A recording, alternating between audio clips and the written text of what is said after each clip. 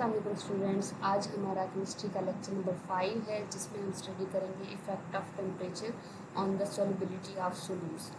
जो सोल्यूट्स की सॉल्युबिलिटी है उन पर टेम्परेचर का क्या इफेक्ट पड़ता है, इसके बारे में हम स्टडी करेंगे। The solubility of a solute is the amount of solute which can dissolve in 100 gram of a solvent at a particular temperature। एक ख़ास टेम्परेचर पर जब आप किसी ख़ास मिकदार के सोल्यूट को 100 ग्राम ऑफ सॉल्वेंट के अंदर ऐड करते हो, मिक्स करते हो, तो उसको क्या हम कहते हैं, सोल्युबिलिटी कहते हैं। Change in temperature has different effect on the solubility of different compounds. मुख्तलिफ कंपाउंड जो होते हैं उनकी सॉल्युबिलिटी पर टेम्परेचर का मुख्तलिफ इफ़ेक्ट होता है। कुछ ऐसे कंपाउंड होते हैं हमारे पास जिनका टेम्परेचर इंक्रीज़ करें तो उनकी सॉल्युबिलिटी इंक्रीज़ हो जाती है, और कुछ ऐसे भी होते हैं जिनका अगर टेम्परेचर इंक्रीज़ करें तो सॉल्युबिलिटी क्या होती है, डिक्रीज़ होती है। और कुछ ऐसे भी होते हैं जिन पर टेम्परेचर का कोई इफ़ेक्ट नहीं पड़ता। जिनमें इंक्रीज़ होता है ना, उन कंपाउंड्स का कुछ इस तरह से सीन होता है कि उनके जो सोल्यूट और सॉल्वेंट के पार्टिकल्स होते हैं, अगर आप उनको हीट अप करो, टेम्परेचर इंक्रीज़ करो, तो उनकी काइनेटिक एनर्जी इंक्रीज़ हो जाती है, जिससे उनकी काइनेटिक एनर्जी इंक्रीज़ होने की वजह से उनकी बॉन्डिंग क्या होती है, इंक्रीज़ हो जाती है।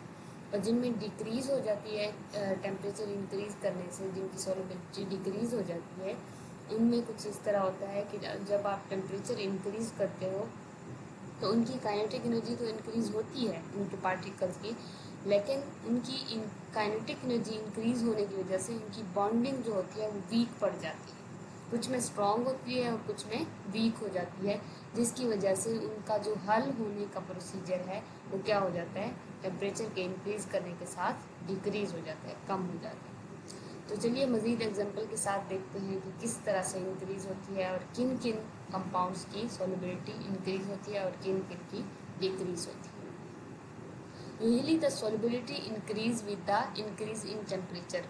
आमतौर पर क्या होता है, सॉल्युबिलिटी इंक्रीज़ होती है टेम्परेचर को इंक्रीज़ करने से, but it can not be taken as general rule. लेकिन ये हर एक में ऐसा नहीं होता। There are a large number of compounds whose solubility in water increase with the increase in temperature। अगर है काफ़ी मिकदार में हमारे पास कंपाउंड्स ऐसे पाए जाते हैं जिनकी टेम्परेचर इंक्रीज करने से सॉल्युबिलिटी इंक्रीज होती है। मिसाल के तौर पर पोटाशियम नाइट्रेट हो गया, silver nitrate and potassium chloride, इनकी क्या होगी, सॉल्युबिलिटी इंक्रीज होगी जब आप टेम्परेचर इंक्रीज करोगे। The solubility of the sodium chloride in water does not increase appreciably with the increase in temperature। जो हमारे पास सोडियम क्लोराइड होता है उसकी solubility पर टेम्परेचर का कुछ खास इफेक्ट नहीं देखा गया, कि ऐसा नहीं है कि जब आप टेम्परेचर इंक्रीज़ करो तो जो सोडियम क्लोराइड है उसकी solubility क्या हो जाए, इंक्रीज़ हो जाए। मतलब ये नहीं है कि अगर आप नमक पानी में डाल रहे हो तो उसकी जब एक सॉल्युबिलिटी, एक सैचुरेटेड सॉल्यूशन आपने अचीव कर लिया है, उसको अगर आप हीट अप करो तो उसके अंदर आप मज़ीद नमक ऐड कर सकते हो। नहीं, ऐसा कुछ भी नहीं है। इसके अंदर जो इसकी जो सॉल्युबिलिटी है, इस पर टेम्परेचर का कोई इफेक्ट नहीं है। The solubility of a compound like lithium carbonate and calcium carbonate decrease with the increase in temperature। ये जो हमारे पास कंपाउंड्स हैं इनकी सॉल्युबिलिटी क्या हो जाती है, डिक्रीज हो जाती है टेम्परेचर को इंक्रीज करने से।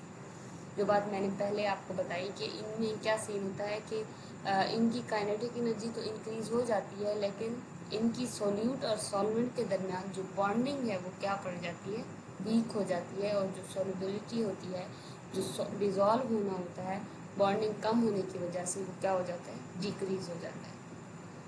The solubility of the gas in water also decrease with the increase in temperature। जो गैस की वाटर में सॉल्युबिलिटी है वो क्या हो जाती है, वो भी क्या होती है, डिक्रीज हो जाती है टेम्परेचर को इंक्रीज करने से। इसका कुछ इस तरह से है कि जब आप उसको हीट करते हो तो गैस के मॉलिक्यूल्स क्या होते हैं, जल्दी से उनकी काइनेटिक एनर्जी इंक्रीज कर जाती है और वो उसकी जो लिक्विड की सरफेस है वहाँ से क्या कर जाते हैं, एवेपोरेट कर जाते हैं। Similarly, the solubilities of copper sulfate and sodium nitrate also increase with the increase in temperature। जो कॉपर सल्फेट और सोडियम नाइट्रेट है इनकी सॉल्युबिलिटी भी इंक्रीज कर रही है। कौन कौन से ऐसे कंपाउंड हैं, एक potassium nitrate, silver nitrate, potassium chloride और कॉपर सल्फेट और सोडियम नाइट्रेट हो गए, इनकी सॉल्युबिलिटी टेम्परेचर के साथ क्या कर रही थी, इंक्रीज कर रही थी। However, the solubility of calcium hydroxide decrease with the increase in temperature.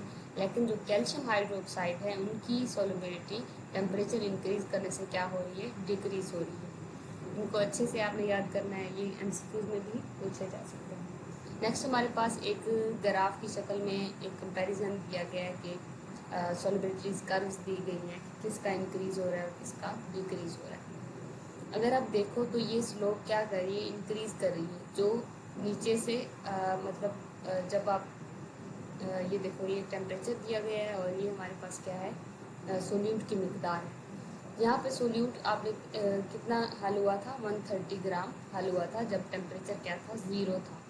जैसे जैसे आपने टेम्परेचर इंक्रीज़ किया यहाँ पे 10 डिग्री सेल्सियस पे, हमारे पास उसकी जो सोल्यूट की कंसनट्रेशन है वो कितनी हो गई है, 140 हो गई है।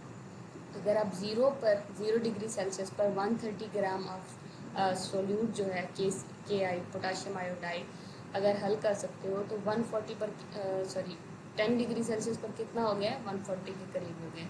तो इससे क्या शो हो रहा है कि जैसे जैसे आप टेम्परेचर इंक्रीज़ करेंगे, यहाँ पे देखो 20 हुआ है और इसकी क्या हुई है, 150 के करीब पहुँच गया है। जैसे जैसे आपने टेम्परेचर बढ़ाया वैसे वैसे जो सोल्यूट की कंसनट्रेशन है उसका जो हल होना है, डिज़ोल्व होना है, वो क्या कर गया, इंक्रीज़ कर गया, मतलब सॉल्युबिलिटी इंक्रीज़ कर गई है। सिमिलरली हमारे पास यहाँ पर सोडियम नाइट्रेट है, इसमें भी क्या हुआ है, 70 gram of the sodium nitrate हल हो रहा था जब 0 डिग्री सेल्सियस टेम्परेचर था।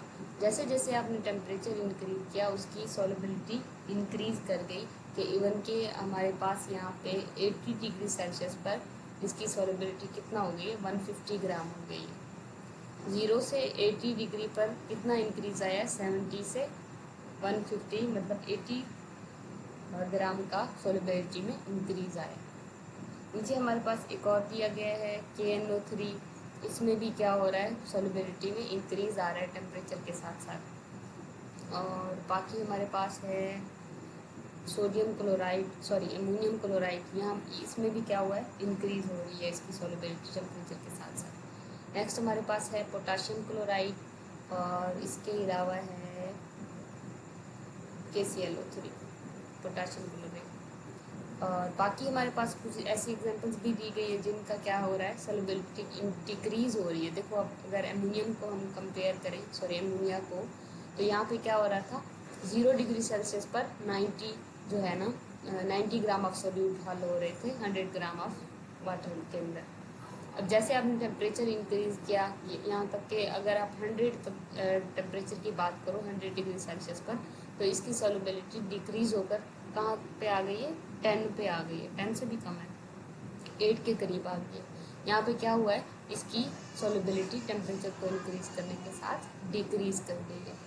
सिमिलरली हमारे पास कुछ और भी दिए गए हैं, HCl की हो गई और यहाँ पे SO2 की हो गई, इनकी क्या कर रही है, सॉल्युबिलिटीज डिक्रीज़ कर रही है। यहाँ पे हमारे पास अगर हम NaCl को देखें, ये क्या कर रहा है, यहाँ हमारे पास बहुत ही ना होने के बराबर चेंज आ रहा है। तो जो वही बात जो ऊपर उसने की है कि there is no appreciable increase in the solubility, इंतहाई कम है, बहुत ज़्यादा करीब कोई एक का ही फ़र्क आ रहा है, लेकिन ये थी हमारे पास सॉल्युबिलिटीज कर्व। नेक्स्ट है यहाँ पर उसने कंपेयर किया है KClO3 की solubility of KNO3 in water. 0 degree Celsius पर कितना था, 0 पर 0 ही है। नेक्स्ट 20 डिग्री सेल्सियस पर कितना हो गया है, हमारे पास 27 के करीब है। यहाँ पे क्या होगा, अनसैचुरेटेड सॉल्यूशन है, यहाँ पे क्या है, अनसैचुरेटेड है। अब इतना टेम्परेचर इंक्रीज़ किया गया कि हमारे पास लगभग 85 डिग्री सेल्सियस पर क्या हो गया है, सैचुरेटेड सॉल्यूशन हमारे पास अचीव हो गया है कि फर्दर के NO3 आप वाटर के अंदर डिसॉल्व नहीं कर सकते। नेक्स्ट हमारे पास प्रिपरेशन दी गई है, take 100 gram of water in a beaker. Activity दी गई है कि आप क्या करो, 100 ग्राम ऑफ वाटर लो बीकर के अंदर and prepare the saturated solution of the sugar at room temperature. Room temperature पर क्या करो, शुगर का जो है ना सैचुरेटेड सॉल्यूशन प्रिपेयर करो। इसका क्या मतलब है कि आप इतना चीनी डालो इसके अंदर कि सारे की सारी इस कदर इसके अंदर चीनी मिक्सअप करो कि फर्दर जो है ना आप चीनी मिक्स करो लेकिन वो डिज़ोल्व ना हो बल्कि सेटल डाउन हो जाए। तब जो हमारे पास जो सोल्यूशन आएगा वो क्या होगा, सैचुरेटेड सॉल्यूशन होगा। फिर आपने इसको मेजर भी करना है कि कितने ग्राम आपने चीनी इसके अंदर डाल ली हुई है कि सैचुरेटेड सॉल्यूशन आपके पास अचीव हुआ है। नेक्स्ट क्या करना है, heat the beaker on a spirit lamp. आपने उसको हीट अप करना है। Add a little more sugar in it and stir it. फिर उसके अंदर मज़ीद शुगर डालनी है और उसको हिलाना है। Will this sugar be dissolve in it. फिर आपने नोटिस करना है कि क्या ये शुगर इसके अंदर डिज़ोल्व हो जाती है। You will notice that by heating the solution the quantity of the sugar dissolve in the water has increase. मतलब क्या है इसका कि अगर उसको आप हीट अप करोगे तो आप देखोगे जो चीनी हल नहीं हो रही थी अब इजीली क्या हो गई है, उसके अंदर डिज़ोल्व हो गई है। ये अक्सर औकात घर में भी जब कोई मीठा वगैरह पकाने का इत्तेफाक हो तो आपने देखा होगा कि जब आप उसको चीनी डाल के पानी के अंदर चीनी डाल के उसको हीट अप करते हो तो जल्दी से चीनी क्या हो जाती है, उसके अंदर डिज़ोल्व हो जाती है। तो इससे क्या हो गया, इससे हमें पता चला कि जो solubility of the sugar in water है वो क्या होती है, टेम्परेचर को इंक्रीज़ करने से इंक्रीज़ हो जाती है। तो ये था आज का हमारा लेक्चर। उम्मीद है आपको सारी चीज़ें क्लियर हुई होंगी। अगर फिर भी कोई डाउट है किसी भी बात में आप आसानी से पूछ सकते हैं, मैं यकीनन ज़रूर रिप्लाई करूँगी।